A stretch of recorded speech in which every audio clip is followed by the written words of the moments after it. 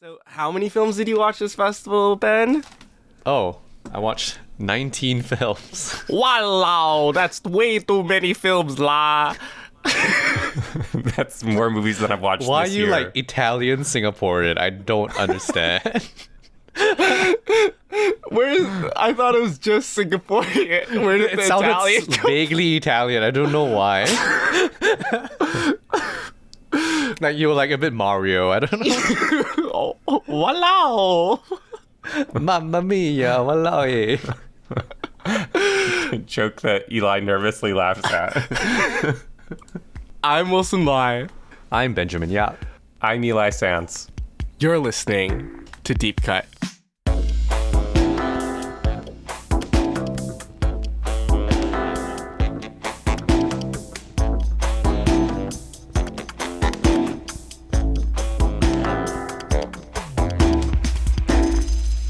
On Deep Cut, we compare a director's most popular film with a personal favorite chosen by one of us. We also discuss that director's life in Korea to bring context that helps us view their movies as they may want us to. If you're new to Deep Cut, welcome. Typically, we cover one film per episode of our chosen director's films, whether it's their most popular film or our own personal deep cut pick. But for this episode, we are doing a festival dispatch, as Ben has recently been at the 35th Singapore International Film Festival and caught quite a number of films. Yes, I did. Before we get into my coverage of the festival, if you're enjoying the show, please remember to give us a rating and subscribe to us wherever you listen to podcasts, as this will help others discover the show. On Apple Podcasts, you can leave a review for the show or comment on episodes directly on Spotify. And I think this is a great episode to just like, if you have thoughts about the films I watch and you disagree with me, please scream at me in the comments. Let's do it. If you saw Ben at the festival and was too scared to Yeah. say hi in person, you can leave a comment. Or message us on Instagram, like whatever. And you can find us on Instagram, Facebook, and Letterboxd at Deep Cut Pod. And also we're on TikTok at deepcutpod_film, where we're just posting little highlights from our episodes. And if you want to talk about this movie with us or any other film, TV, whatever, please join us on our Discord server. And if you're a big fan of the show, we've also recently launched a Patreon. So if you want to help support the show, that would be great. But you can also subscribe to us for free. We have something nice cooking that will come out on Patreon by the end of the year. So please subscribe so you see it when it comes out. Let us cook. So you can click the link in our description or go to deepcutpod.com to find our Patreon, Discord, and all these other socials that I've just mentioned here. Also, for this dispatch, I'm going to be avoiding spoilers for all the films I'll be talking about. I'll try to talk about them more generally. So feel free to listen to the episode even if you haven't seen any of the films that we are talking about. And there will also be timestamps in the episode for the films that we're talking about. Hey, Wilson. Oh, yeah. I think that's him. Is that Benjamin Yap? Is it? Cinephile Benjamin Yap? Should I go say hi, Eli? I'm too nervous. Me too. You do it. Okay. Hello. We'll go are together. You Hey. My mom told me not to talk to strangers. Oh. You didn't even let us get a word in. Just instantly put up a wall. Ben, how's the festival been? It has been good. I watched too many films. I got real tired. Sleepy boy. It was really fun actually because I think so how I did the festival was I bought 0 movie tickets, Snuck into every movie. and this year they had this cinephile pass that essentially cost $50, which was considered a donation to the festival, and it was supposed to let me into every screening, which it actually didn't, but I'll explain what happened. And yeah, but I watched all these 19 films on $50, which was really fun. And the great thing was actually because I was in a rush queue, and then I met a lot of new movie friends this year, which was really nice. And was able to talk a lot about the films that I was watching and like hearing people's opinions. A lot of times very different from mine, which was nice to hear what other people were vibing with and also how people thought about the festival in general, about cinema in Singapore, in the region in general, and how people felt about Singapore's seemingly tiny cine culture, cinema going culture, and thinking about what to do about that. So I guess I would say that this, I don't know what you call it, this new thing that they did with the pass seems to be a good step actually to maybe getting more people interested. Yeah. But I can talk more about that. I think we can go more into the festival and like the films I watched before I talk about all these like more generic thoughts. Yeah, so I'm going to start with a film that nobody saw at this festival, which is extremely important. Oh. Wait, you walked into an empty screening room? Like, what happened? No. Oh, I know what he's talking about. Nobody saw this film because this film was programmed and it was banned in Singapore, so it was not able to be screened. And it was a Singaporean film. Okay, and I'm going to talk about why this is really interesting in the context of this festival. So this film, Small Hours of the Night, directed by Daniel Hui, which is about a woman being interrogated by a man over a long night and reveals like bizarre stories about a trial from 1980 Singapore. It's an experimental film. I haven't seen it. I don't know what happens in it, but I know what it's about. It references two famous or like obscure, they're both famous and yet also obscure cases from the 1980s, which are largely forgotten. One of them is about a activist of some sort or like a political person named Tan Che Wah who was part of the Communist Party and then he flees to Malaysia, and then when he's buried in Singapore, he wanted something to be on his tombstone that the authorities did not allow. So his brother was fighting the court case for them to inscribe this inscription on his tombstone. So that's why I think that's the most political case. And the other criminal case was about these what they call the Topayo ritual murders of 1981, in which this man and his so-called holy wives killed a bunch of children and they were sentenced to death. So from what I understand from reading about the films, it seems like it's just two characters in a room and one of them is being interrogated, a woman, and she's essentially channeling the spirits of these people from the past. Yeah, Whoa. Highly experimental. It was played at Rotterdam. And before I talk a little bit about this, I think if you're interested in this, I'm going to link two articles written by Singaporeans about this.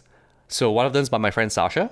She interviews Daniel Hui, which lets you get a sense of his working process and how he thinks about working on this project, and a few like freaky things that happened during the production process. And the other one's by Aditi Shivaramakrishnan, who is actually a West alum based in Singapore, and she wrote an article closely reading the film. So if you're interested in what the film's really about, you can read that article that's on JOM, JOM. Yeah, so because none of us watched it, this is the only way to know about the film right now. So the reason I'm bringing this up, because the intense irony of IMDA that governs Singapore's media banning this film is that this is essentially the Singapore International Banned Film Festival, because there are 8 films in this festival that have been either banned in their home countries or in other festivals abroad, including this one. Okay. So the IMDA has this panel that consults on films, and when they say that the film cannot be screened without cuts or whatever, they're effectively banning the film, right? Mm-hmm. So technically the film was refused classification, which is an effective disallowance of screening, right? But they have never used the term banned in Singapore, but they use the term refused classification. And the reason that they refused classification was because that in consultation, I'm just going to quote this, in consultation with the Ministry of Law and the Attorney General's chambers, the IMDA has assessed that the film has content that is potentially contrary to the law, i.e. illegal. It would be likely to be prejudicial to national interests to approve it for screening. And under the guidelines, any material that undermines or is likely to undermine public order or is likely to be prejudicial to national interests will be refused classification. So I find this to be extremely funny, to refuse to do things because of the likelihood of something, but you're not saying it's illegal. Okay. It is likely illegal, but it's not necessarily illegal, right? So for me, it's like, when you say something like that, it doesn't make any sense, because like every one of us is likely illegal. I could do likely illegal things today. Yes. Anyone can do likely illegal things. Like at that point in time, if everything is likely illegal, just take away all the cameras, right? We stop making films. Right, all films are likely illegal. Okay, so take away all the podcast mics while you're at it. Yeah, I mean they could. Don't take us down. But also, if you want to ban us, that's cool. That's punk. Good press. I'm going to talk a little bit more about the other films, but in a weird way, I've been saying this to people, which is like, this is maybe the best thing that could have happened to this film as well, because of the ban, this was covered in national newspapers and news outlets about Daniel's film, which is amazing actually, because honestly, more people know about this film now than they probably did if they had not banned it in the first place, which is extremely ironic. And so in a sense, these obscure cases from the 80s, now I know about them because I don't really know about this. Now I know about them because this was refused classification. So I think that's quite ironic. And also I'm like, if this is what you want to do, IMDA, to like reduce people knowing about these things, like you're actually doing it in the wrong way. So honestly, just stop doing this, and actually you are probably going to be able to push your agendas better if that's what you want to do. So I just find it very funny to think about. Yeah, and so the reason why this is so ironic is because this year's festival has so many banned films in its selection. So many, including this one. And I would say that a major theme in the festival is state repression and surveillance. And also the film that I'm talking about is also about censorship. So you have all these films being programmed, and as much as people want to pretend like programming a festival is not a political statement, when you do something like this, it is a political statement, you know? Like, I think they want to present it as, oh, you know, we're going to put up films for discussion, but when you put your program like this, you thematically group things together like this, there is a political statement being made, right? Yeah. So the thing about these things being political statements, and the irony of this is that the IMDA, which I've just talked about, is one of the major sources of funding for the same festival that they are banning one of the films for now, right? So on one hand, you fund a festival in which you give them so-called the power to program anything. And then on the other hand, you have another body within your organization that is essentially telling the other organization that they're doing potentially illegal things because they have programmed this film. You know what I mean? Yeah. So that's like really fascinating to think about. Like, do you actually believe that these people that you have hired to run this festival are able to make the right decisions? Or why do you have some other person in another room telling you that what these people are doing for the festival are potentially illegal? And of course you can say that, oh, you know, they're programming it, they might not know what is or is not illegal, that kind of thing. But I think it shows something that's kind of strange, I think, a lot of times from our government, which is like there's a lot of doublespeak, you know, and this is a form of doublespeak using the things that we do rather than things that we say.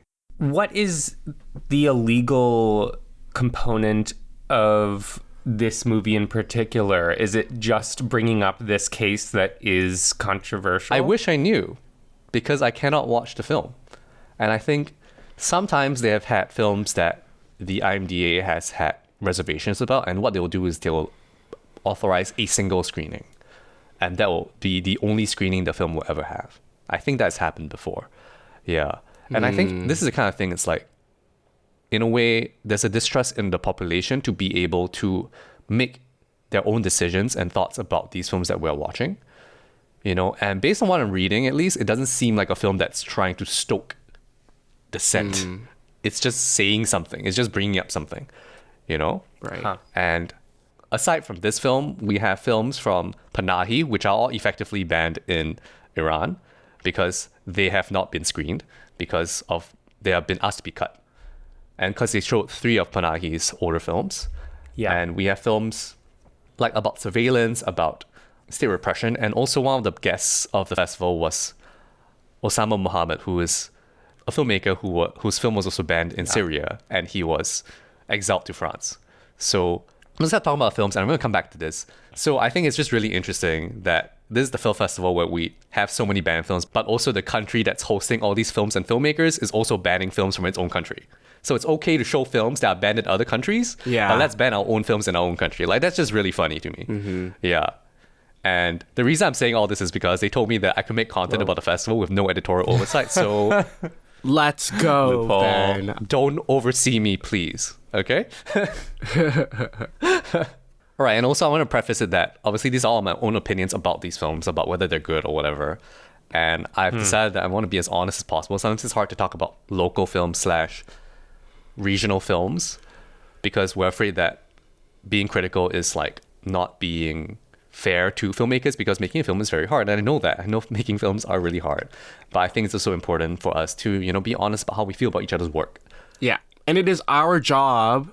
Like, we are basically like film critics. We are film critics. guess so. That is what Although we I don't do. like the term, but anyway. I know. But in the process of making this podcast and discussing films, we are critiquing movies. So we do what we set out to do. Honesty is a form of respect and ultimately more supportive for the local film industry, wherever you are. Yeah, I've had some conversations about this with other local cinephiles, which is like sometimes we're too afraid to speak our mind, especially about local cinema. And I think that actually hurts us more than it helps us. And I think we can actually make better cinema if we're more honest about each other's work, and obviously do it in a kind, respectful way. Yeah, of course. So let's talk about movies. So I've kind of organized the 19 films I saw in a way that flows with each other. Cool. I'm going to talk about, and I don't really think this is the right sentence or word to use, my quote unquote favorite film, which is the documentary about the West Bank called No Other Land, directed by Basel, Adra, Hamdan, Ballal, Yuval, Abraham, and Rachel Szor, which Wilson also already saw. So No Other Land is a documentary that is done by a team of Palestinian / Israeli journalists / activists about the West Bank crisis. And the thing about this documentary is that it's not a documentary about recent events. It's a documentary that chronicles the ways in which the villagers that Basel, who's from one of the villages, how his home and ancestral village is being taken over by Israeli forces under the guise of this is a military training zone, quote unquote. And so from a young age, he starts chronicling what is happening to his village and the way that they destroy shelter, food, and water in their village. And so I think the reason it's my quote unquote favorite is because I think it's the most pressing film that I saw during the festival, because it was horrific to see. And I think there has been a lot of media covering the crisis, but I think being able to watch a movie that shows you so immediately what is going on helps to really put things into perspective. And it's the kind of film where like I don't really think there's really space for me to talk about whether it's well made or like whatever. It really is quite irrelevant. And I will be talking about that for other films, but like for this one, it's like I don't really know what to say. Like I don't know how to break it down in a craft level. Like for me, it's like just seeing the things is more important. I guess from a craft level, the thing to think about is what does he want you to see, right? And I think the sequencing of events is that you understand how inhumane what is happening in the West Bank it really is. How inhumane this, I don't want to call it, this assault on essential human rights really is. Yeah, there's a scene where they plug up a well with concrete or cement, right? And I'm like this is like just inconceivable because water is like the most basic human right? So I don't know. It was honestly, after watching that movie, it was in the middle of the festival. I was like, maybe I should stop watching movies. Like I was like, maybe I'm done. Like it was just like so hard to really swallow watching that. And personally, I have been looking at the crisis, but I haven't really been actively doing anything about it. But I was like, this is making me really need to feel like I need to do something. Yeah, thinking about what to do. And I don't want to say it off the cuff right now. So if anything, look at the description. I might be posting something in there so that we can do something about the crisis that's happening. Yeah. So I don't really have much else to say about this film. It's like depressing as fuck. I think when we do our year-end list, I will have words to say about it. But it just feels like one of the most important movies of the year, just because of what has happened in Palestine and in Israel since the filming of this movie, but also I think just its very clear presentation of the haves that the Israeli, like there are two figures in this film. It's Basel and Yuval, and the haves of the Israeli documentarian and the have-nots of the Palestinian documentarian and activist. It's just made so clear to me or to anyone that has seen this movie what like bullshit is happening and over there. We will talk about it more later, but like fucking free fucking Palestine. I think the way that they present their relationship between, I guess, the main characters, which is like Basel and Yuval, is like, yes, they're allied, but also one of them just has more rights than the other. And he knows it. And so it does put a strain on their relationship because it's like, Like, he can't even help Basel that much more than he can just by shooting this thing, I guess. And there's a lot of like how Yuval can visit Basel, but Basel cannot visit Yuval in Israel. Yeah. So there's like the repression of movement, which is also crazy because you take away people's homes, but where are they supposed to go? You know? Yeah, I don't know. So this is the only thing, like, if you watch anything that I talk about, just watch this. Like, it's fine. The rest, you can ignore the rest of the episode if you're like done here. I'm okay with that. There's also something crazy going on. Like, it's winning a lot of awards at these critics groups in the US, but it still has not gotten US distribution, where this has been playing festivals for months. Like, it is like any other documentary that has been getting this international acclaim and this many eyes on this as at festivals should have been getting North American distribution. And the fact that this is not getting distribution is wild to me. And there is like, it's fucked. Like, someone needs to pick this up and screen it in the US. Also want to just mention that actually the festival also had a lot of other films about Palestine. So there was a clear thematic thing going on here when they programmed so many of these films within the program. Yeah. So I'm going to move on to another banned film, because No Other Land was actually banned in other film festivals, so they would refuse screenings in other countries, right, because of the material. So I want to talk about this film that I've never heard of. It's actually an older film, because the festival has this landmark program where they show older films called Stars in Broad Daylight, directed by Ossama Mohammed. Ossama Mohammed is a Syrian filmmaker. So this film that we saw was restored and is his debut film. It concerns a family in a village and two marriages that are supposed to happen, I think.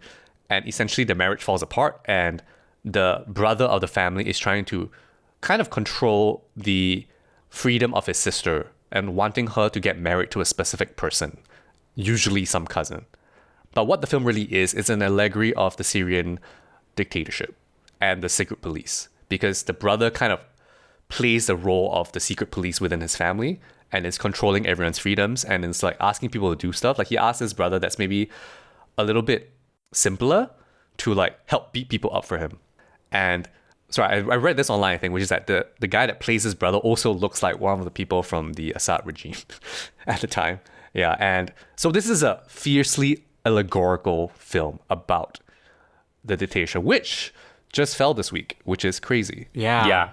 Wild timing. Insane timing. Yeah.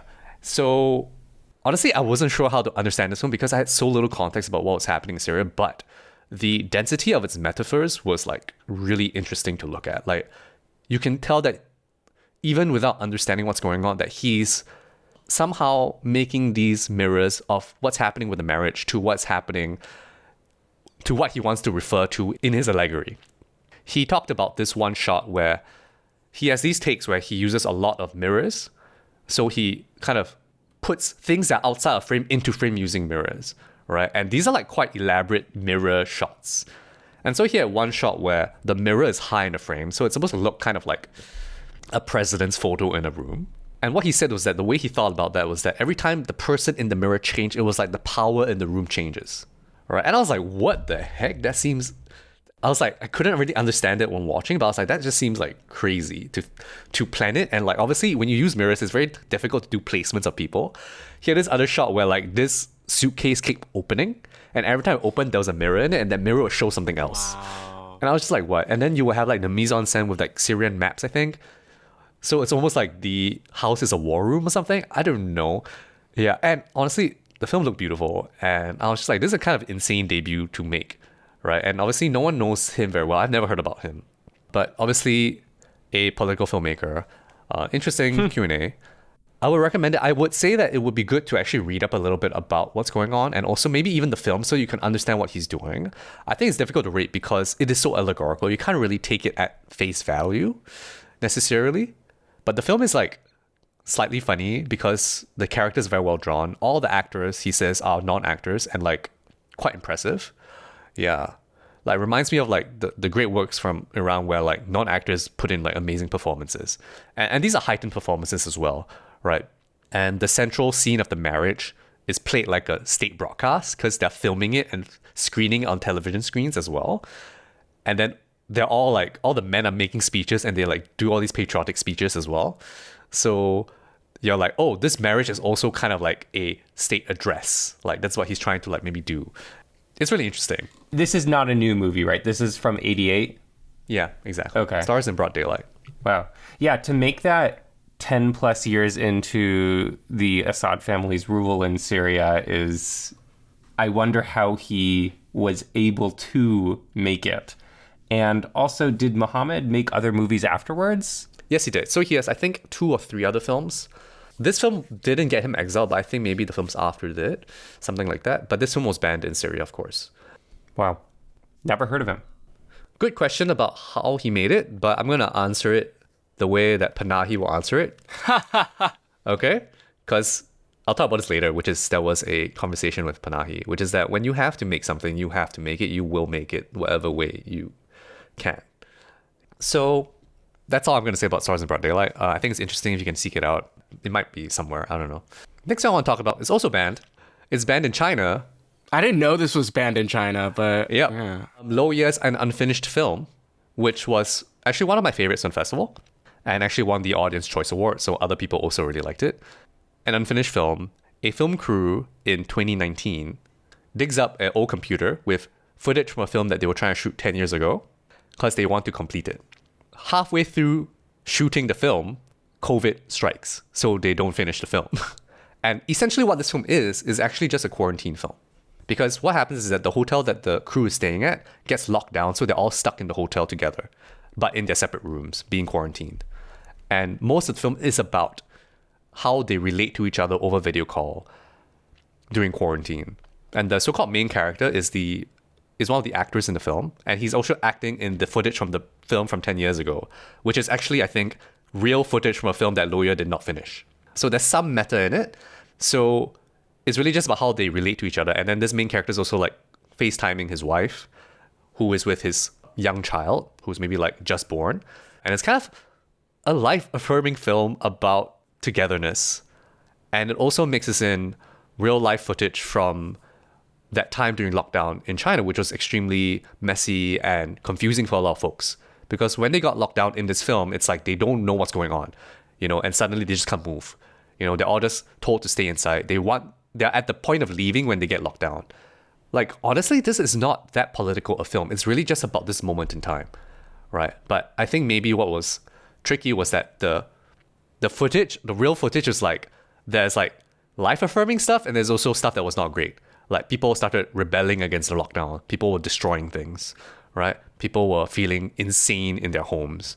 And you can think about, I guess, the severity of what happened in mainland China during the lockdown. There was also this really viral short documentary that came out, right, like a year or two ago about the lockdowns in Shanghai and got shared online very quickly in China, and they shut that down very, very fast. So that's just like the operation of the Chinese, I don't know, machine of censorship.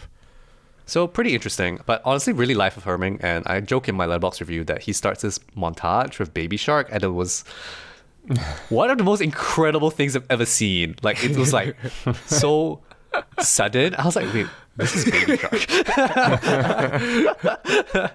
Yeah, and if anything, this is a thing that I want you to think about when you go into it, and I can't wait for that to hit for people. Be like, wait, this is Baby Shark. Yeah. And honestly, he does a lot with the form. Like, he talks about, Loya was in town as well. I wasn't able to get tickets to his conversation, but he talks about it being an experimental film. Honestly, it's not that experimental. I've seen his other film, Suzhou River, which feels very formally inventive, a lot of POV shots. This is mostly just like documentary-like footage following people, plus FaceTime footage. Split screen, but the FaceTime, it's like the width of a vertical frame next to things. So there's a lot of split screen stuff going on in this. But I think what's interesting is that it's also shot like a documentary, but obviously you can't have a documentarian in your room. This cannot be a mockumentary because you're supposed to be alone in your room. So it's like kind of interesting thinking about that dissonance, that like, this is not real, but it's shot like it's a real documentary. And because he's using real world things, he's like trying to make you think it's real, but it's not real because it's filmed. Like, it's not a film that's all FaceTime, you know what I mean? Yeah. Is it like using the Succession faux documentary grammar? Yeah, that kind of vibe, like it's handheld. Yeah, so I found it really interesting. And then there was this one moment, and that he like starts shooting in vertical, but it's not phone footage. And I was like, whoa, wait, what? Oh. And that really like took me out like crazy. But I was like, fascinating, kind of breaking of rules, and something that reminds me of Suzhou River as well, which breaks its own rules about POV shots and all that.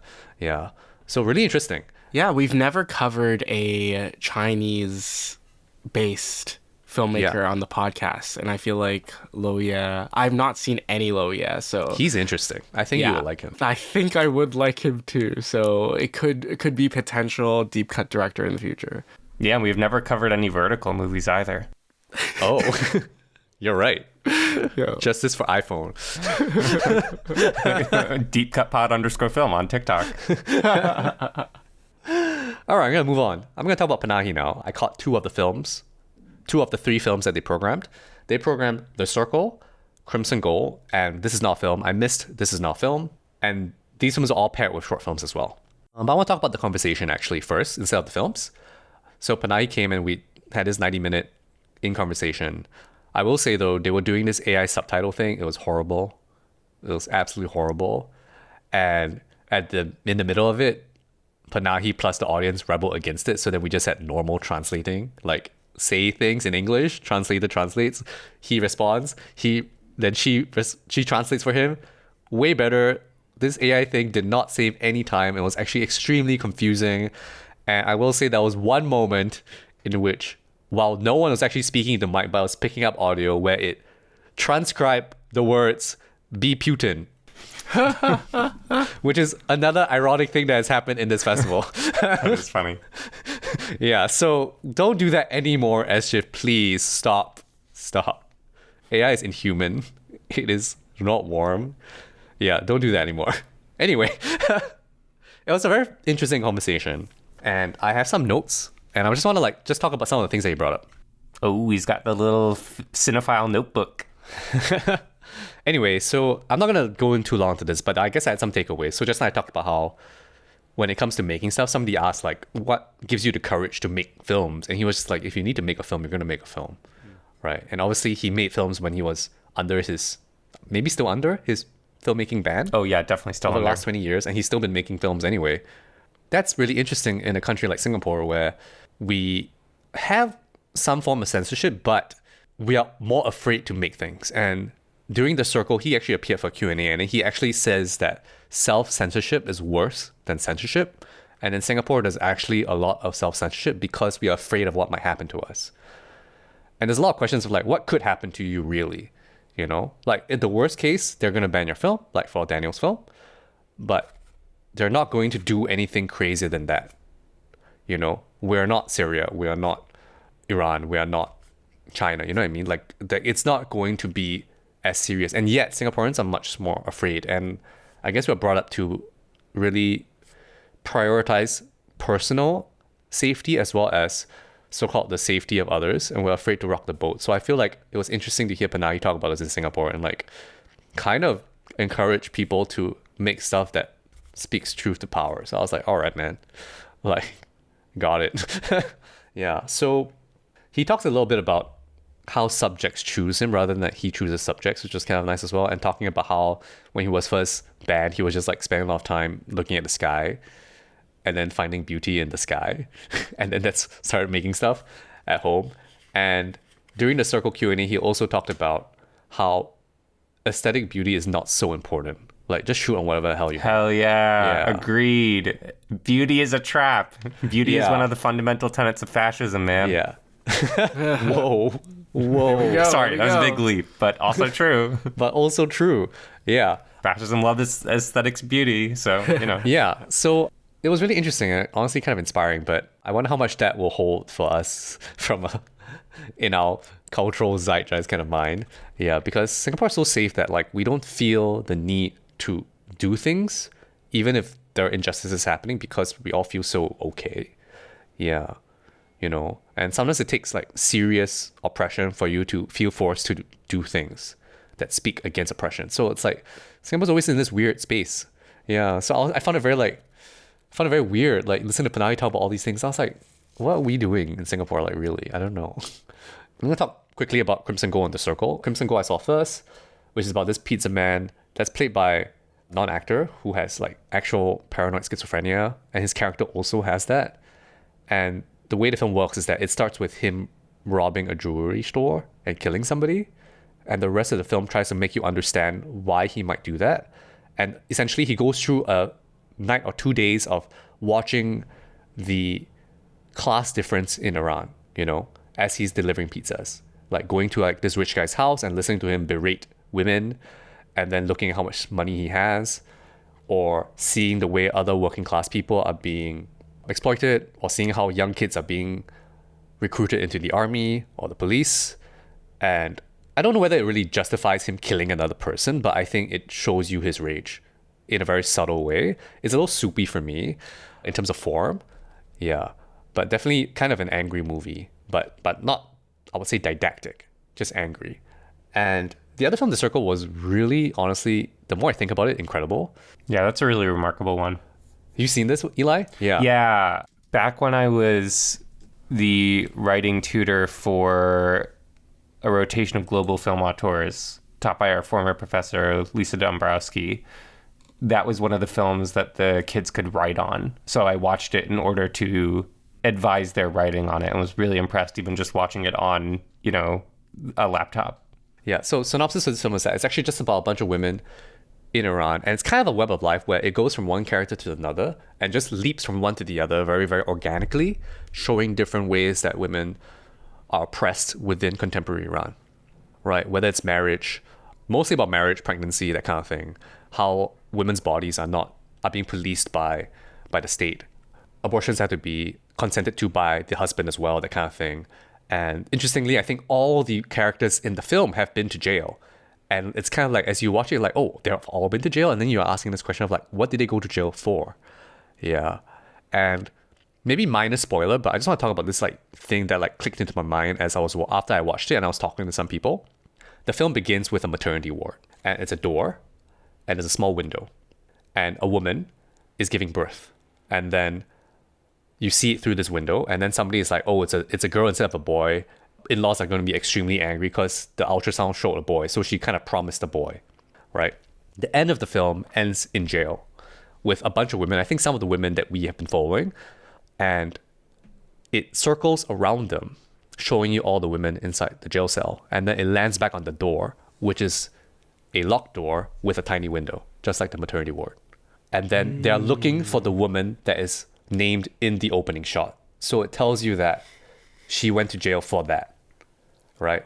And so it kind of is this linkage and metaphor that, in a sense, being born in Iran as a woman is putting you in a sort of cell. And it's not super showy the way that he did that mirroring, but as I was talking about it, I was like, whoa, like I suddenly figured it out. Yeah, because as I was talking about, I was very sleepy during the first act. And so I was like, wait, did we see a jail cell at the start? Because I saw at the end, right? And then I was like, wait, it wasn't a jail cell at the start. It was a hospital. Yeah. So I was like, that's actually kind of insane. Yeah. So really, I would definitely see. I think it's probably one of Panahi's stronger films. I mean, I haven't seen that many, but I think the craft in that one's very strong. This one was also, these two were made pre his Pre-ban, I think. ban, right? Yeah. Crimson Gold also written by Abbas Kiarostami. One of the things that really lingered with me about The Circle is that as it's leaping from each woman's story to the next, it tends to leave the arc of the previous woman's story unresolved. So until the end, in some cases, you really are left wondering, even by the end of the movie, what happens to them afterwards. I think the power of leaving something unresolved in the audience's mind is one of the most effective things that a political film can do. Yeah, good film. Seek it out. Okay, gonna talk about another band film. So that's 1, 2, 3, 4, 5 films I watched that have been banned in other places that I saw. So this is what apparently I chose by accident. I'm gonna talk about Viet and Nam, directed by Truong Minh Quy. Sorry, I don't know how to pronounce Vietnamese names that well. Which won the Fapreshi Prize and the Best Director Prize at the festival, actually. This film is about two coal miners in Vietnam named Viet and Nam, and they're lovers, and they basically are having this romantic relationship as they're kind of dreaming of a new life where they can escape Vietnam. or across, or maybe cross the border between North and South Vietnam. I'm not very sure. Yeah. And at the same time, it also shows you some stuff about the war. Yeah, because I think they visit this site that is kind of almost like a museum about the war, where there's like figures, like not like mannequins, like dressed as army people, like doing army things, and like a like a minefield or war zone that's kind of like an exhibit. I was very unclear, which is kind of my biggest problem with the film, is that I didn't know what it was trying to say, you know? But of course, this is my opinion. They gave it prizes. And other people have liked it. This is the number 10 film on John Waters' top 10 films. Yeah. Oh, yeah. Great read. Great read. Right? So, Yeah. But I really struggled with this one because I just felt that it's two things, the love story plus what it was trying to say about Vietnam or even about the war was really difficult to grasp. Like, it felt very elusive. What it was trying to show, it was like a lot of like beautiful images, stuff like that.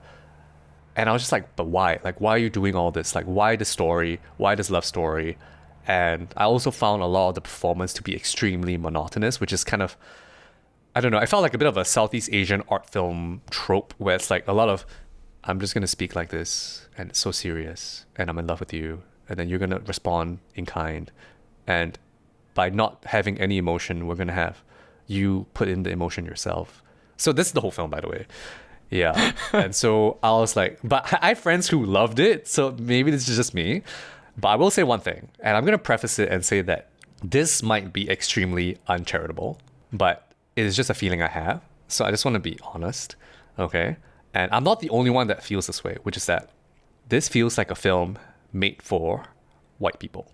Like, it feels like it's made for a European gaze, showing you what you want to see from Southeast Asia, which is like sadness, devastation, war, you know, but also like, oh wow, it's so nice that you can also be like let's show a queer story also in this corner of the world that sucks. Like, and that's the kind of feeling I get from it. Ben, this is so interesting because we had a very similar conversation around the movie This Is Not a Burial, This Is Resurrection in our maybe like 2021 in review episode 22. But yeah, those like festival circuit movies that do well because they are marketed to a more European gaze and use that kind of lingo. So, I mean, obviously the director is Vietnamese himself. I'm not going to tell him that he can't do this, right? But there's this feeling, I guess, as an audience member, that it's self-exoticizing for festivals to pick up prizes, and it has picked up prizes a lot of places. But a lot of times these prizes are from European audiences, right? So, I don't know, like, it just felt very difficult to access and understand and be like, why are you showing me these things? Like, what do you really have to say about Vietnam, right? And in a way, kind of what you're saying, Eli, beauty is kind of a trap. It's a very beautiful movie. Yeah. And for what purpose, I guess? And I guess the question is, what kind of purpose do you want? Like, your film doesn't have to be entertaining, but maybe it's intellectual. Maybe it has a point. Maybe it wants to show something no one can see, you know? But this is showing only the things that we understand from a popular perspective about Vietnam. Like, everyone knows about the Vietnam War in a very vague sense, at least, right? And then this film, I didn't even know it was going to be about the war, right? And then it starts showing you images about the war, talking about Viet Cong stuff, talking about you had some like war veterans talking about fighting the other side and all that. So I was just like, what does this have to do with your love story? So I found it really difficult to really contend with, and I found it confusing. And hot take, this is an 8-country film co-production. And I think we need to stop doing that. And I know films are expensive, but this film was shot by a French person. It's edited by a French person. Production designer, Vietnamese French. Former colonizer of Vietnam. Yeah. Co-productions are kind of a form of colonization because you put money into other countries and you can shape their narratives, you know? Because when you do a co-production of a country, you have to put that money back into their country. You get to make your film, but you are helping their country pay it themselves. And then they get to put their country on your film. And their practitioners are pushing their own kind of ways of thinking about art onto your film. And I think that's very dangerous, you know? Singapore is also doing this. We are putting money into a lot of these films, and a lot of these films are Singaporean co-productions as well. It is a form of soft power. So I've been having a lot of conversations about this, which is that if you follow the money, you get to see what's going on in the industry. So I don't know, like, I think it's really dangerous when you cede some power over your own narrative of your own country to another country. when you hire somebody from somewhere else to be a DP, which is a huge position. Right. I think that like that the hiring of the crew is separate from the funding, right? Like, because I think if you are funded by so many different production companies, I guess the creative oversight is diminished by those production companies that are funding you. But if you have someone in your crew from another country, when you're making a film that is very explicitly about Vietnam, which is what you're explaining about Vietnam, it gets icky. And I think also similarly, like there's a lot of conversation about this year's like big movie, All We Imagine as Light, as feeling very European and art housey. So, but also Payal Kabadia was like saying that like, okay, very influenced by Wong Kar-wai and Chungking Express, and how Chungking Express took a lot from like French New Wave and like was very westernized as well. So just a lot to think about from Asian cinema that's coming out these days. And it's nothing new either. You know, those conversations extend all the way back to even before Satyajit Ray, right? Like the Italian neorealism pulls there. Of course, like obviously you can't not borrow from other people. Like that's great. I think that's fine. Like I think there's some care that you have to take, especially when you're a new director and then you hire somebody with more experience from somewhere else, right? And then they have control over the department, and like they're gonna give you suggestions, and especially if you're a first-time director, you might take those suggestions without really thinking because you think that the other people have more experience, they might know better. Right. But I think, I don't know, like it is kind of, you have to really thread the line really carefully when you do that kind of collaboration, right? Like I'm not saying don't hire a DP from somewhere else, but like you have to really control that collaboration so that you really think about what you're presenting, especially when your film is about your country so specifically. This is going to seem like a digression. I read an excerpt from an interview with Brady Corbett today, who directed the new movie The Brutalist. He did Vox Lux, Childhood of a Leader, and he was talking about how by nature of being a filmmaker, especially in places where there's not public funding for filmmaking and the arts in general, cough, cough, America, you have to work with patrons of the arts with whom you inherently have ethic and moral qualms, in addition to the thought of compromising artistic integrity, right? So, and no one can talk about that for risk of losing that funding. So maybe it's just that money is the root of all evil. Yeah. So I don't know. I think looking at the money trail is really interesting when you look at films. Like I think it's fascinating. Someone write an article. Somebody more intelligent than me. I'm tired. Yeah. Anyway, moving on from Vietnam. Don't have to listen to me. Maybe listen to John Waters. Maybe you'll like it. I don't know. Okay. Since we're on the queer film, we're going to talk about another queer film, All Shall Be Well, directed by Ray Yeung. Yeah. We also have an interview with him done by Wilson, which is great. A fantastic interview. Episode 80. Go check it out. This honestly surprised me. Like I thought it was really good in a way. I'm not saying that I didn't expect Ray Yeung to be good, but I was more like, I think at the start of the film, I thought it would be more melodramatic, and it really wasn't at all. So what is this film about? The film is about this couple, Pat and Angie, this lesbian couple, and they're older, and then suddenly Pat dies, and Angie has to contend with Pat's family because there's an inheritance problem because Pat did not write a will. And so in a way, Pat's family is trying to take over Angie's apartment that she's living in with Pat. So it's about this kind of like legal process, I guess, in a way, but done in a very gentle way and almost just like showing you what's going on.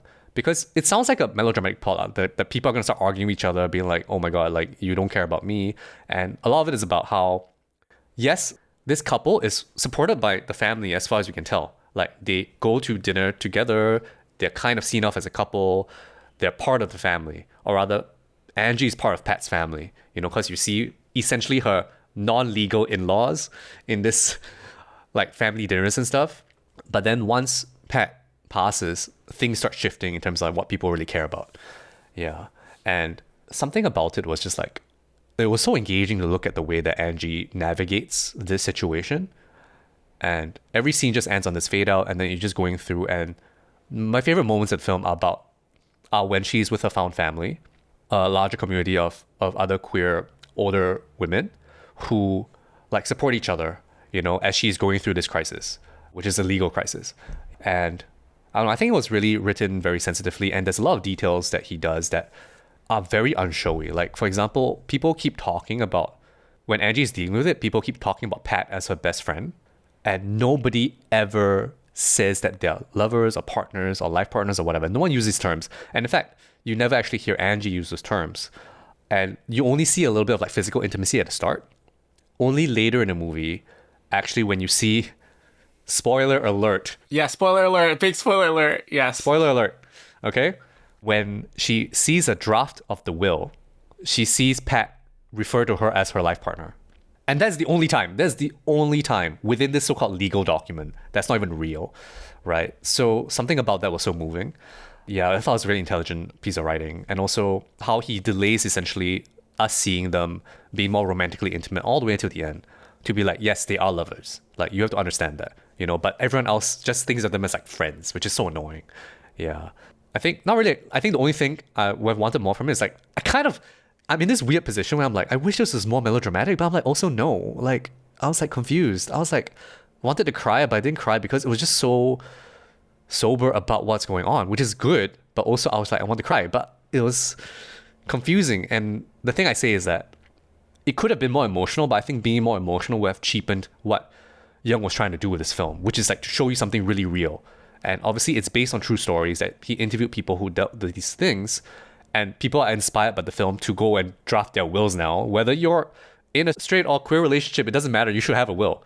You have to protect your loved ones after you die, right? So like, I really think it was a very strong film, and like really the messaging was very strong, and like what it was trying to tell people was really strong and very sober, and really gives a lot of dignity to the people in the film, including Pat's family, because they're characterized as working class, actually in a lower social position than Pat and Angie. And like when they, I guess, covet this apartment, it's because they're struggling as well financially. And not saying they're right at all, but like it gives you some sense of why they do that. And I think that really speaks to Yeung's writing being so strong and so well considered from all angles. Yeah, it was such a honor and a pleasure to talk to Yeung about this movie, because it's still one of my favorite movies of the year. And we do talk at length about the restraint he put into making and writing this film. He even like made it less melodramatic than a lot of the court case, like the real life cases of people that he interviewed, in order for it to land that way. It was a great movie. And I just wanted to say one last thing, that a few weeks ago, the top court in Hong Kong like affirmed like a ruling to protect same-sex couples in their housing and in their inheritance rights. So hopefully that goes through, and I know there's some pro-Beijing lawmakers that are fighting against that, considering that Hong Kong is under Beijing's umbrella and they don't really recognize queer relationships there. So hopefully things go through, and I think it is also thanks to movies like All Shall Be Well that made a really big splash in the Hong Kong box office, that this is happening and it's getting a lot of traction. So very happy that that's happening, and go check out All Shall Be Well.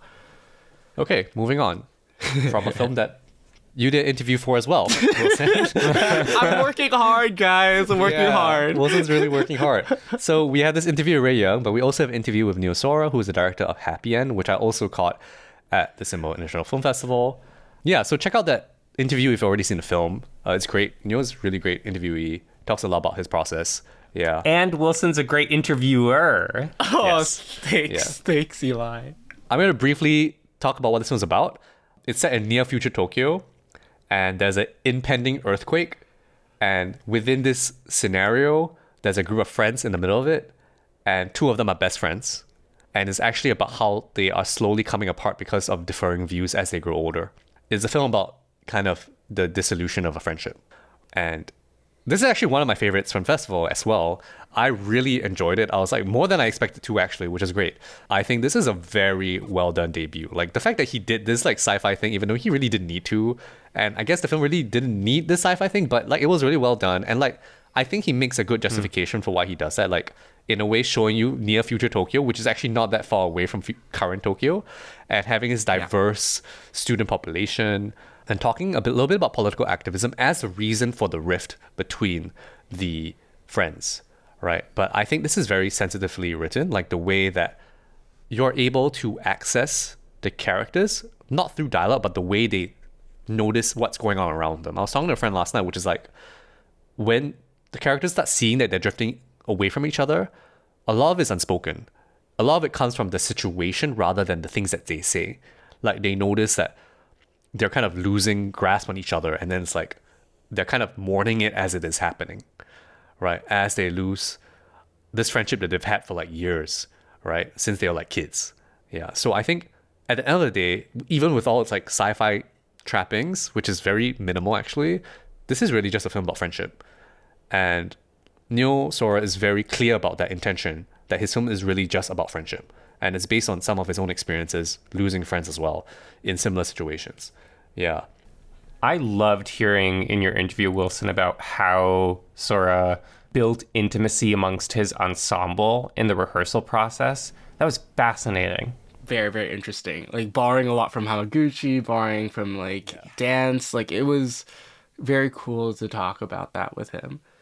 They really feel like a real friend group, and I think he really portrays it very well, and the actors are really great, and I think most of them are like new actors as well.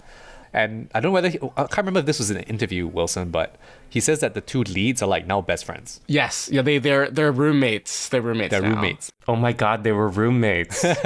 They are. Yeah, so it's really cute, and I think quite moving actually. Like I wasn't expecting something just about friendship, and like that's what it was. Beautifully shot, beautifully edited. It's like from a stylistic point of view. I know we're ragging against beauty, whatever. Sorry. It does look very good. I'm still a sucker for that. But it looks very, very good, and he is also a big student or devotee to the Church of Edward Yang. So, if you're a Yang head, you should also check this one out. And I think a little bit of Ho Xiao-hsian. He mentioned City of Sadness as well. I can't remember if there was others. Yeah, and the music in it slaps. I kind of wish there was more music. Like, I was talking to my friend, like, the starting and ending, like, musical signature is so freaking, like, awesome. And I was like, I wish he just did it one more time in the middle. And I think it would have, like, slapped me in the face so hard. I would have loved that. But I was like, damn, dude, do it to me one more time. Yeah, so really one of my favorites from the festival. I'm really excited to see this one. Yes, you should. I'm sure it'll open. Is it opening? Is it opened? I don't know. In New York? It must be at Lincoln Center soon. I think he mentioned to me maybe in the new year. It's opening in the States. Oh, I want to watch it. But it played at New York Film Festival. January isn't soon enough. I think in Singapore it might play if you're from Singapore, because it's also, I think, distributed by Giraffe Pictures, which is a Singaporean company. So I think it might open at some point. And Hong Kong, it'll open in Chinese New Year. Nice. Did you say Giraffe Pictures? Yeah, it's a local film I have company. some Giraffe Pictures on my phone. You should send them over. All right, I'm going to move on. We got to move faster, I think, but... It's okay, Ben. No, slow it down. More giraffe jokes. I love hearing you talk about movies. Let's talk about another film that Wilson has also already seen, which is By the Stream by Sang-soo. Yeah. I planned this sequencing. It makes sense. Yes, it does. Yeah. Which, okay, I mean, I was slightly underwhelmed by it, but I did enjoy my time. It was a very pleasant film. The film is about how Kim Min-hee stars in it. She's a teacher in the women's arts college, and her department needs to do a skit. But the guy that was directing the skit is a student director, and he is timing three of the kids in the department. In the skit. They're not kids, they're college students. Yeah, in the skit. Yeah. And so that causes a scandal, and then he gets kicked off the project, and the three girls also don't want to be in the skit anymore. So Min-hee's character calls up her uncle, who is a director or actor, retired, to be like, hey, can you come help me? So he comes, and he's the Sang-soo kind of, not insert, but like kind of adjacent, because he's a director, and he comes and writes and directs a skit for the remaining students in the department. Yeah, that's the film. It's a very weird kind of setup. Okay. You're like, what are you talking about?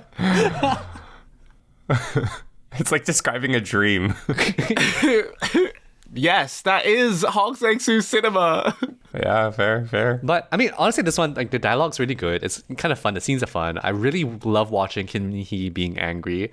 My favorite scene is when she is talking to the guy that is 3-timing, who is a new Hong Sang-soo regular. He was also in Traveler's Needs as like Hupert's kind of like friend or lover, maybe. I'm not sure. Yes. Yeah, and he has the, like, in Singlish terms, since I'm talking about the festival here, he's like has the most blur face. Yeah.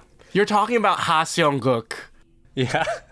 He's just like this idiot. You're like, I want to slap this dude. He's such an idiot. Like, even when he's being normal, you're like, what's wrong with you, dude? Yeah. And so he starts being like, I don't think I did anything wrong. And then she's like, can you give me your security pass? Yeah, she's like, why are you here? Like, why are you here? Like, you're not supposed to be here. Then he's like, I'm not giving it to you. Like I'll give it to the security. Like what's wrong with this guy? He's so funny, just being himself. I think that's just him. Yeah, great, great. Like new Hong idiot. Yes. Yeah. Yes. Hong Sang doofus. Hong Sang-doof. Yeah. Yeah, I'm a massive fan of By the Stream. I think the more that it has sit with me, like I saw it like a few days ago. The more enjoyable it seems to me, and like I think Hong has been playing with his own form in the past few features, and this one feels the most like just a through narrative. For like in a long time, this is like the first, like there's no like breaks in the middle, like he's really just like telling a story as it is. And I think in that the scenes really can stand tall, and like just simple things. If you are unfamiliar with Hong's filmmaking, you're probably like thinking I'm crazy, but like he's shooting night exteriors in this, and like I think the way that these night exteriors are shot and framed is genius. And he is still his own cinematographer as of a few years ago. And there's one shot of Kim Min-hee sitting on a camping blanket with a light on, and some other students join her, and Hong keeps on zooming in. He like zooms in twice in it, and it's such a gorgeous shot, like one take sequence. It's like I feel like I feel like I'm growing with Hong as a filmmaker. Like me, myself, I'm growing as a person but also I am growing in my appreciation and my love for the little things in life that Hong is investigating and is interested in, and he finds joy. And I also find joy in that as well. Just one of the all-time great filmmakers. There is gonna 100% will come a time where we fully cover Hong on the podcast, and I can really tell you about like my journey with this filmmaker, because it is like my relationship with Hong Sang-soo is unlike a relationship with any of the other directors that I have, because it started out so rough. Like I did not enjoy the first few Hongs that I watched, but it is a director that I feel so connected to in a way, but I've just never met him, but I feel connected. Yeah, I could. Let's just email him. Let's do his full filmography, I think. His full 22 film filmography. Yeah. It's only 22? It's more than that, right? It's got to be more than that. It's more than that. At the rate 42. It's 42. 42. I will add that there's a minor political reading of the film that you can have, and I'll clued into this from Emerson Gu's review, which I will link in the description. Although he actually didn't enjoy the film that much in craft level, which is interesting. But because the actor character is like an ex-left-wing activist, so he was like kind of blacklisted. And so when he does the skit, like things go a bit, like he gets like a bad feedback from the school actually. So it's kind of interesting, but when you watch the skit, you're like, this is like nothing. Like, what's wrong? So it's like kind of interesting, but it's a very, very light kind of thing that's going on. But what's interesting is that the actor who has played a lot of Hong stand-ins is himself used to be blacklisted because of left-wing views. So clearly Hong is suggesting something, but not very, very explicitly. He's definitely suggesting something. But also interesting considering what's going on in Korea as well the past week. And also, yeah, it's kind of like, whoa, somehow this festival is like so like prescient about so many things. Like, in a way, good job, honestly, with the program.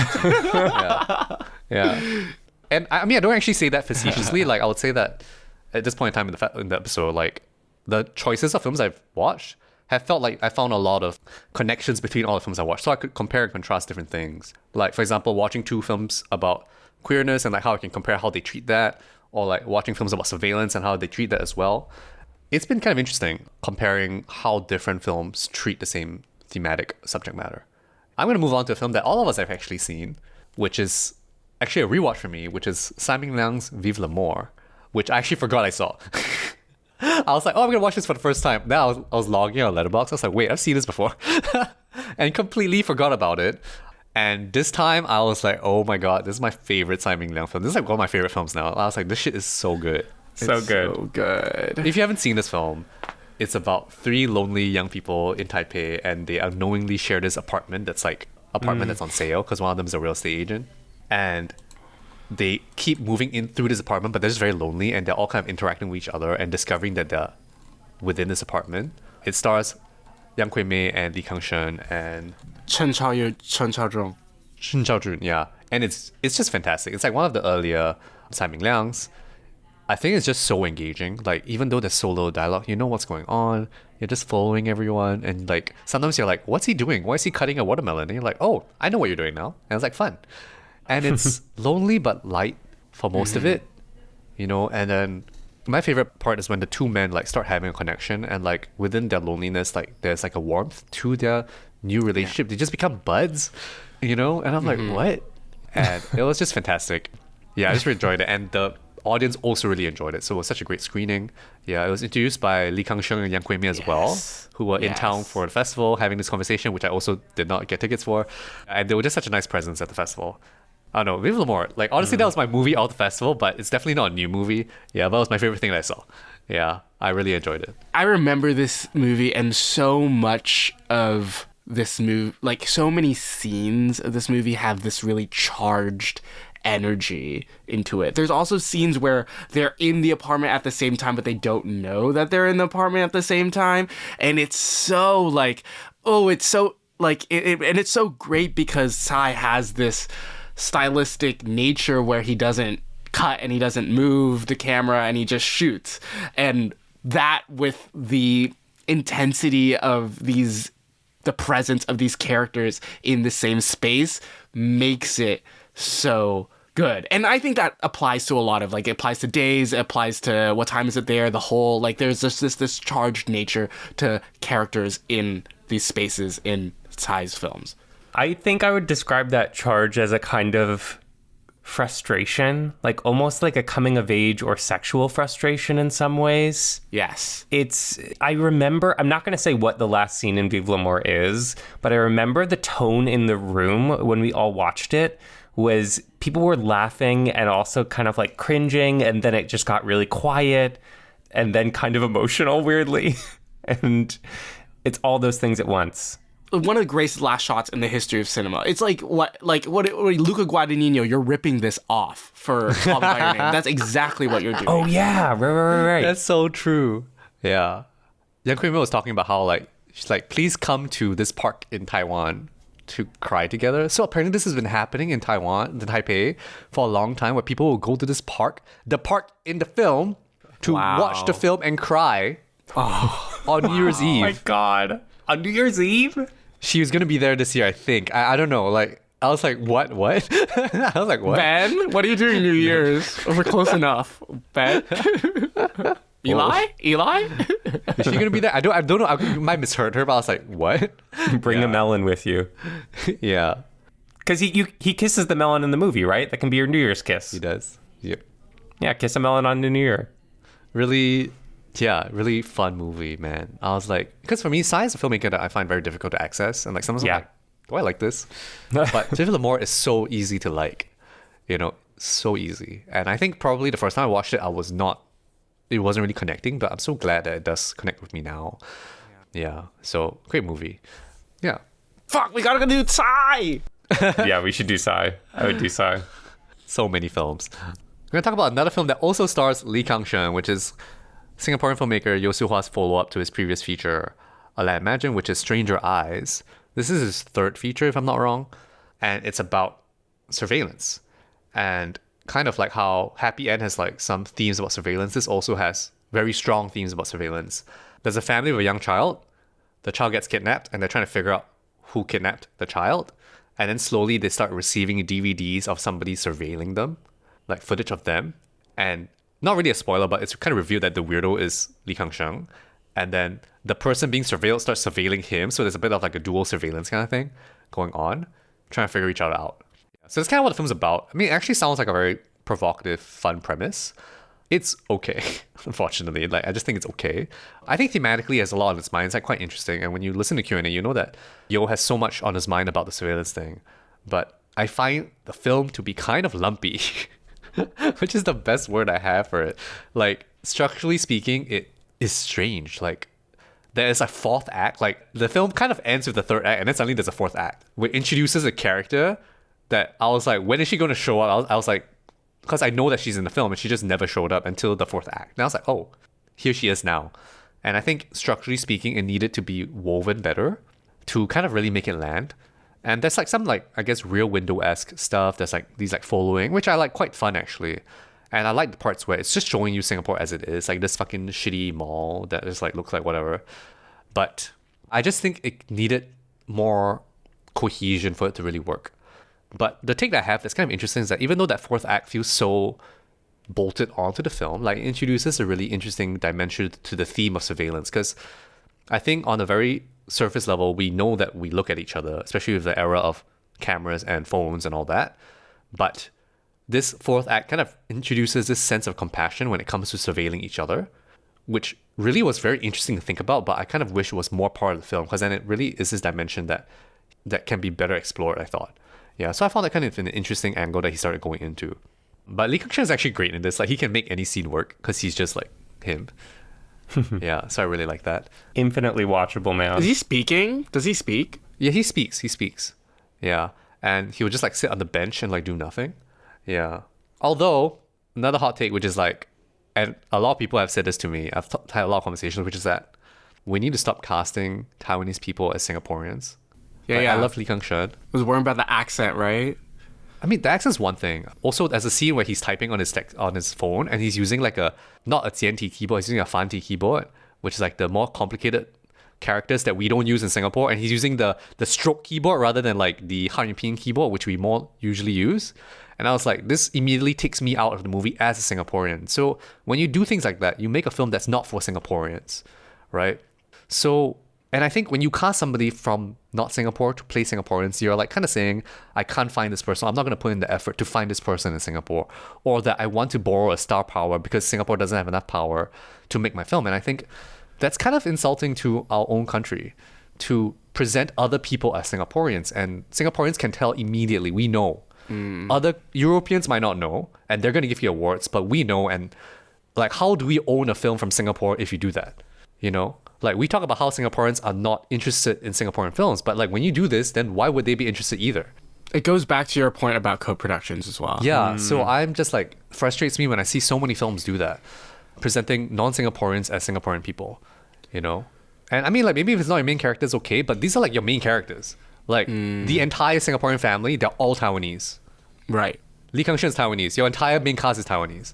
I'm just like, what's going on? Yeah. You know? So I think that really frustrates me when I watch Singaporean films do that. And I know I've casted in Singapore. It's hard to find good actors, but like, maybe it's a matter of directing. Maybe it's a matter of like really looking. Yeah. I don't know. I mean, so many filmmakers that I've mentioned already have used non-actors to such great effect. So it can't be a Singapore problem, right? So, guys, let's try harder. Try harder. Do better. Try harder. We gotta try harder because it's time to be strong, which is the next film I'm gonna talk about. Hey. What a flawless segue. Korean film directed by Namkoong called Time to Be Strong. It's about 3 retired K-pop idols from kind of not super successful groups. Right. It's fictional. And they take a trip to Jeju Island because they missed their school trips to Jeju Island, and they kind of want to figure out the next phase of their life now that their groups have folded. And some of them are in debt. Some of them are struggling with grief. Some of them are just struggling with their personal like mental health, and they're all like lost. So 2 of them are from like the same group. One's like the the leader of the group, the other's like the youngest of the group, and so they have like this loving sister relationship, and then the other guys from a different group but they all happen to know each other, and so they go on this trip to Jeju Island to find themselves. And this film is produced by the Human Rights Commission of Korea, which was the most like, what? The first thing that happens in the film is you see that. Produced by the Human Rights Commission of Korea. Wow. Yeah. And actually was very surprised with this film because I liked it way more than I thought. Yeah.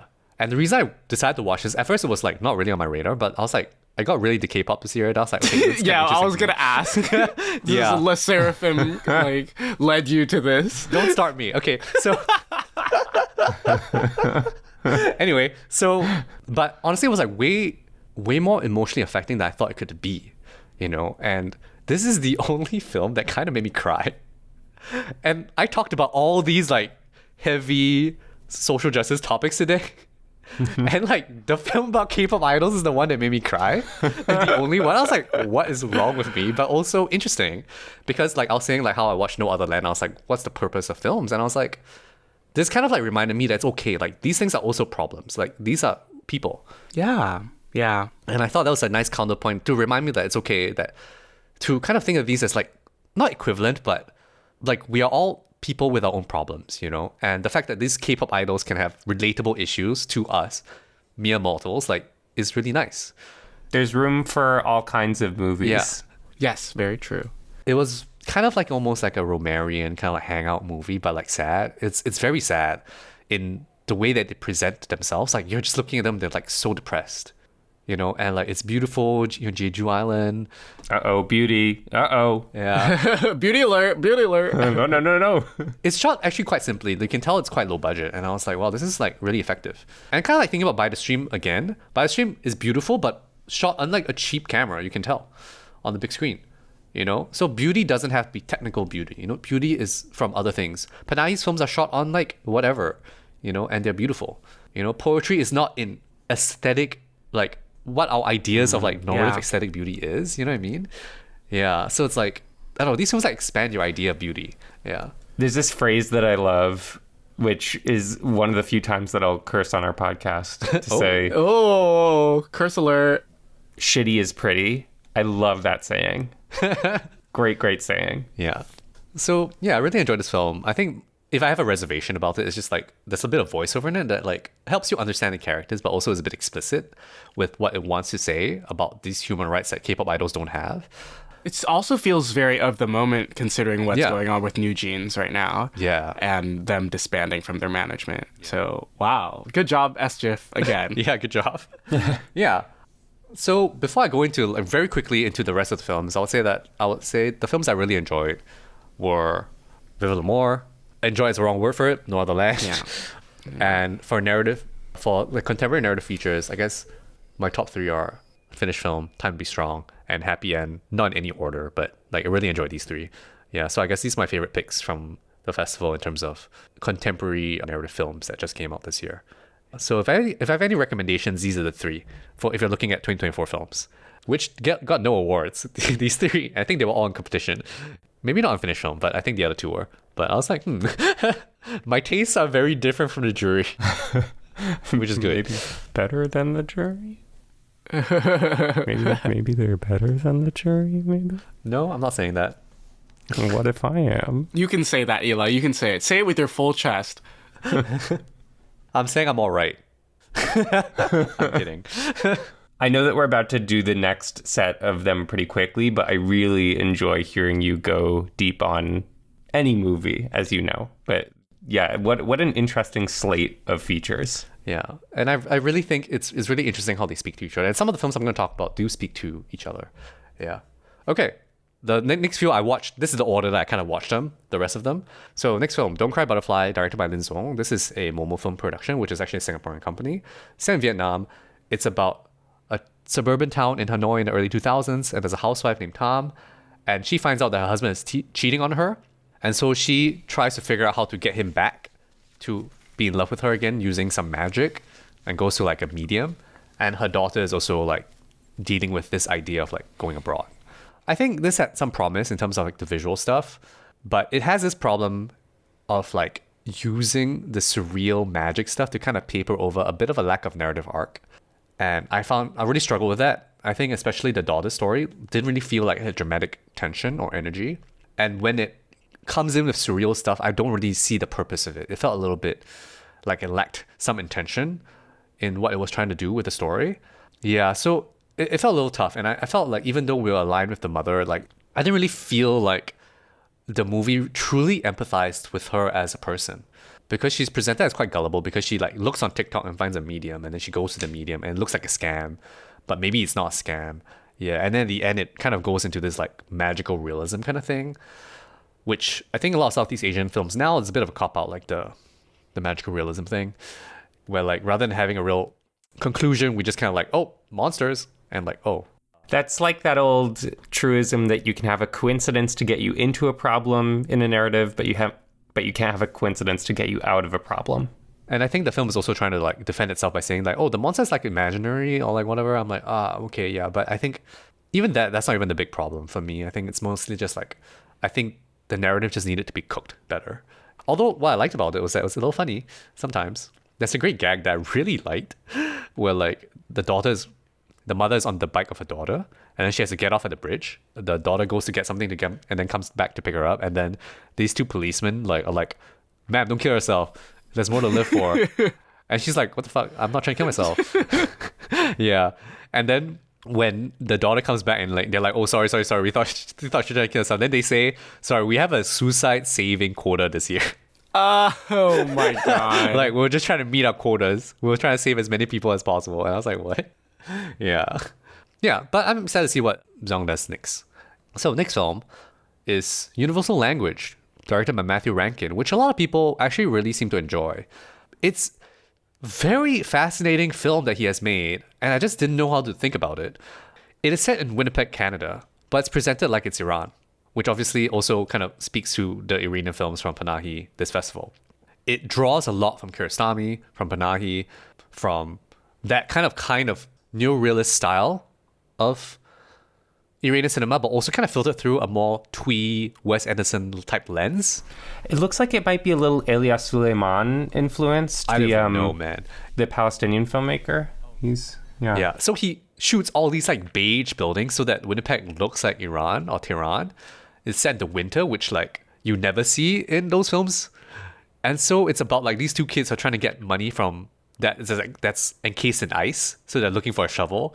And the director himself appears in the film as himself, called Matthew Rankin, looking for his mother. So obviously it's like some kind of self-reflexive thing. And I was just like, I'm not sure if I can understand this if I don't know you, Matthew. Yeah, like are you really sad about your mother? Like, I'm not sure. Yeah, it's a little obtuse. And so I was like, and also what's the purpose of this homage to Iranian cinema? I really couldn't tell. There's a shot of the car descending a car park, like a spiral descent, that reminded me a lot of, I think, Taste of Cherry, where they're descending cars around hills. And I was like, what are you doing here? Why? And I was just like confused. But it is quite cute and entertaining in an Iranian cinema way, especially when you follow kids around, like a Where's the Friend's House or a White Balloon. The kids are always like talking to adults, and adults are just being annoying to them, and they're like, let me do my thing. They're like, yeah. And the whole thing's in Farsi. Wow. This sort of like, not to push back against you, but this sort of feels to me like it stands against what you were saying earlier about co-productions and sort of like this blurring of national cinema lines that is starting to happen. But this feels in conversation, or I don't know, in opposition to that. But it's kind of a homage. So you can tell immediately it's homage. So it's a little different. It's presented as homage. But Rankin is Iranian, right? He's half Iranian. Is he Iranian? I didn't even know. I think he is. I did check this out because I'm like, is this white guy is like, and they were like, oh, maybe he's not white, or maybe he's like not fully white. Let me check. Oh, I don't know. Yeah. But it is a cute movie, so I think it's worth kind of checking out. And like, mileage might vary. Like, I was just like confused most of it. But the early parts of the film are quite funny and like cute. That's a weird gag about Groucho Marx. Oh. Like, I was like, what? Like, he's like, Groucho Marx? Okay, I need to really make sure this guy is Iranian. Sorry. No, he's not. He's not. Sorry. That's fine. But interesting, right? Like, why? Dude obviously just loves Iranian cinema. So it's like, anyway, that's Universal Language. I'm going to be real quick about the next film. It's called La Cocina. It's directed by Alonso Ruiz Palacios. It stars a bunch of people, but most maybe a well-known actress in it, Rooney Mara. It's based on a 1957 play called The Kitchen by Albert Wesker. It's about this kitchen, and it's about these, I guess a lot of them are undocumented migrants in New York, and they're working in this kitchen, and there's just a lot of chaos in this kitchen. It's a film about chaos in the kitchen, and a lot of people compared it to The Bear, but I didn't really care for this. It was so long, and it was... The main character, I mean, I know it's based on a play, but I was not sure what the play is like, but the main character is so insufferable that I just cannot align with him. And so I don't really care if bad things happen to you because you suck. So it was just so hard to like understand what the film's about. And like it's black and white, but I was like, why is it black and white? I don't really have anything good to say about the film. I'm gonna move on. Bye. Next. Yeah. Next film is called Don't You Let Me Go. It's directed by Leticia George and Ana Guevara. It's a Uruguayan film about best friends. So also a nice kind of counter to Happyend as well. Not counter, like complement, I guess, to Happyend. It's a very simple film. It starts with the death of one of the friends, and then it kind of flashes back to a time they had in some kind of seaside town where they're hanging out. And I think for some people, you might really like this if you like very gentle films about friendship, because it's really just about friendship. And even though it starts with the death, like it's really just about their time hanging out with another friend of theirs in this town. I think the reason why I wasn't responding to it as well, because I was actually hoping I would really like it because I love films about friendship, but it just has no friction between the friends. Like they're just like, they love each other so much and that's kind of it. And it's a film about remembrance in a very positive light, which is fine, but I think lacks dramatic energy. Like the same way that Happyend has so much friction between the best friends, but they love each other, but they're contending with what that means. So this one felt a bit like, they need to fight. You know, because the best friend cinema has fights, like, and you're only best friends because you fight. So in that sense, it felt a little hollow without that friction, you know. But if you're looking for something just nice, this could be it for you. So, like, if you're interested in that, you can go check out Don't You Let Me Go. Gonna move on to a film that Eli has seen, which I did not like either, called The Shrouds by David Cronenberg. You can go hear what Eli thought on the other episode, which is our New York Film Festival Dispatch. This is just so boring. Yeah, you know, as I was looking back at your notes on it, Ben, I was like, wait, I don't really remember even like a few weeks out what really kind of happened towards the end of this movie. Yeah, I was just like, why is this film so stilted? Like, Vincent Cassel is so much exposition. Yeah, I think the world building is cool, but I'm just like, what is the story? And also, this is just a Tesla ad. Yes. Yeah, this was a Tesla ad. Damn. So I was just like, this is so boring. Yeah. What's going on with David? He's in grief, and I'm sorry. Yeah, he's in grief. Yeah. He's misses his wife, which this is about. I like that this is a combination of many different types of grief, but it really is just so much wall-to-wall explanation. It kind of deadens itself. Yeah. Anyway, moving on. This sounds really interesting. There's a film called Familiar Touch, directed by Sarah Friedland. It's a new film from this year. She's an American filmmaker. And maybe I'll just say, like, of the ones I'm kind of listing off here quickly, this is actually quite one of the most interesting ones. It's a coming of old age film about a 80-year-old woman moving into assisted living, and she has dementia. So she can't really remember what's going on.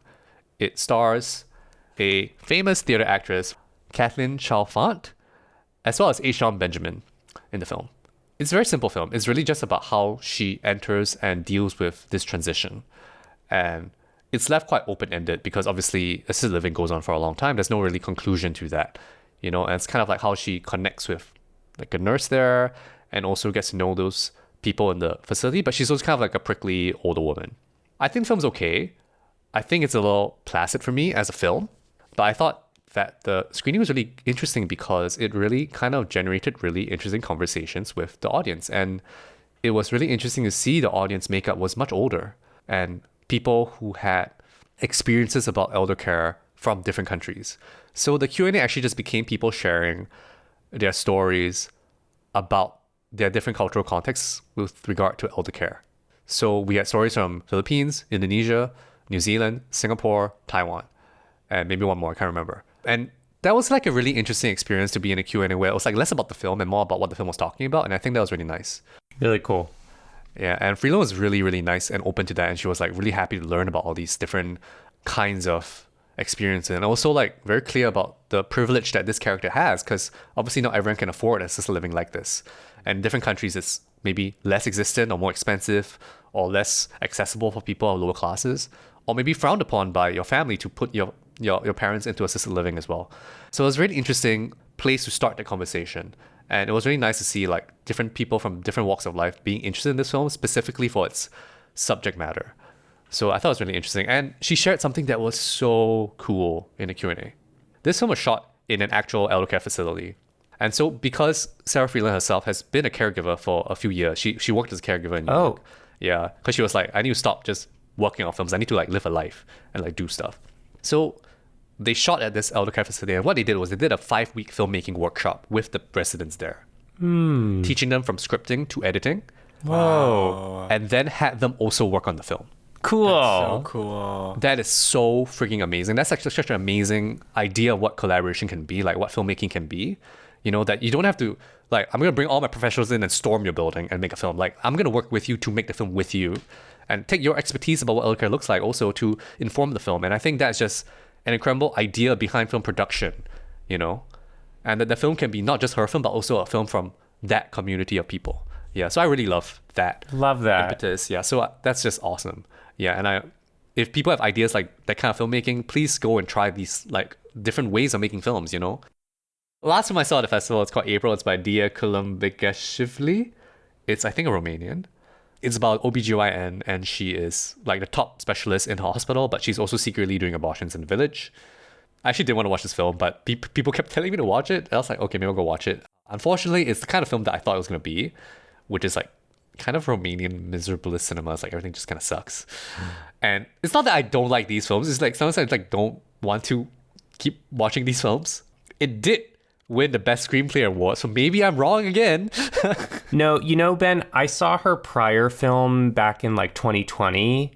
I remember it having a really gripping opening scene and then being oppressively dour to the point of I wasn't sure what the point it was making was.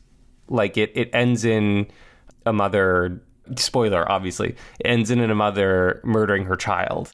And at that point I was like, I don't know what this is trying to say about that. What I've realized is there's actually a lot of fans of her previous work in Singapore, or like people I know who really like her work. So I don't know, maybe it's just not for me. Like I don't know. And I think for this film, there was like, the film starts with essentially a naked, kind of monstrous looking figure with like sagging skin, naked, that I think is supposed to be the character's like idea of herself, but I don't know why.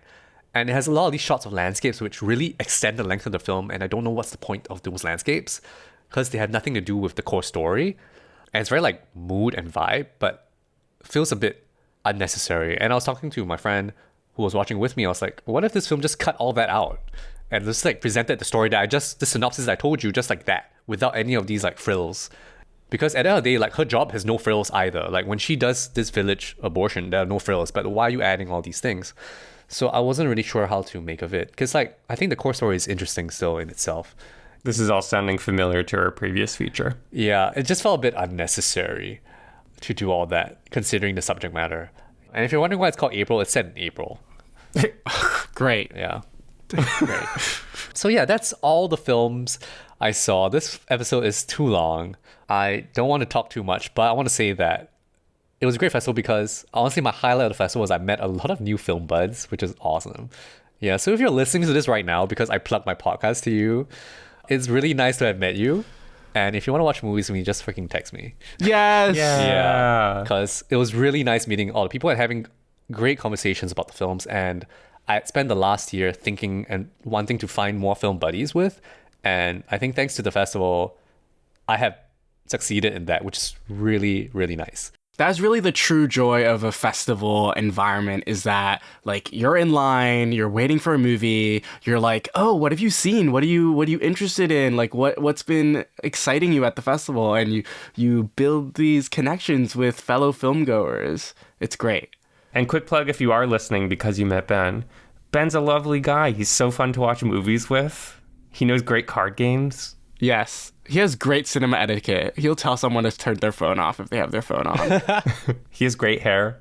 Yeah, somebody was like, thanks for telling somebody off in one of the screenings. Exactly. Wait, can I share an anecdote? Last night, somebody told me off for yapping too much before the film. Or she was like, can you please be quiet? I was like, yeah, sure, okay.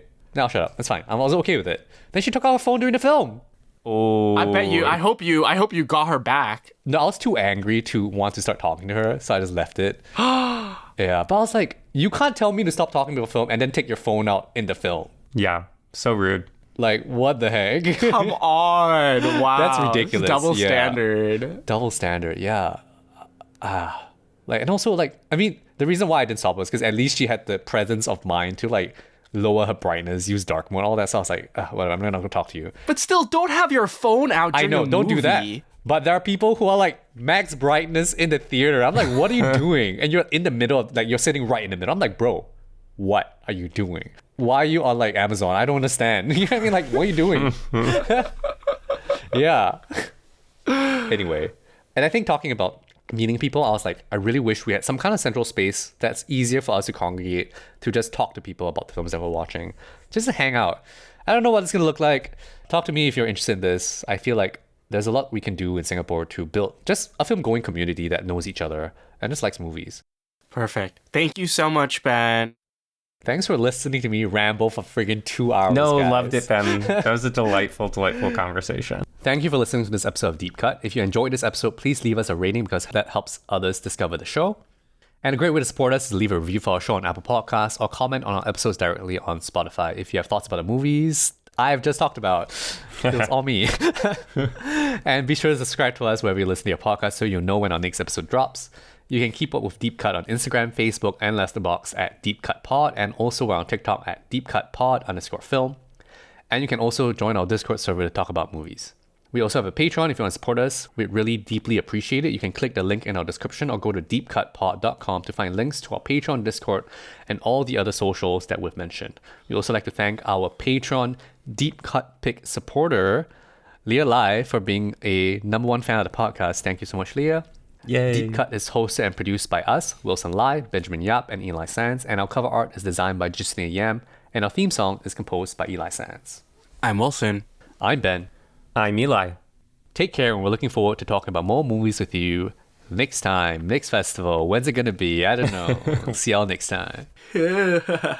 See you boys in Berlinale. Whoa. Oh. Meet me in Busan. Busan.